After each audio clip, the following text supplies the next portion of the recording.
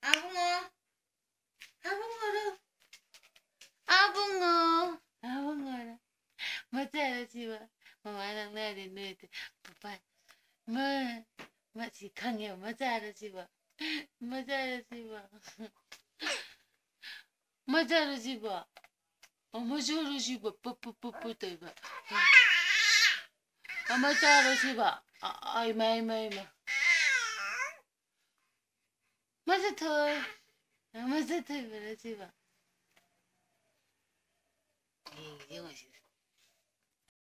İsmail.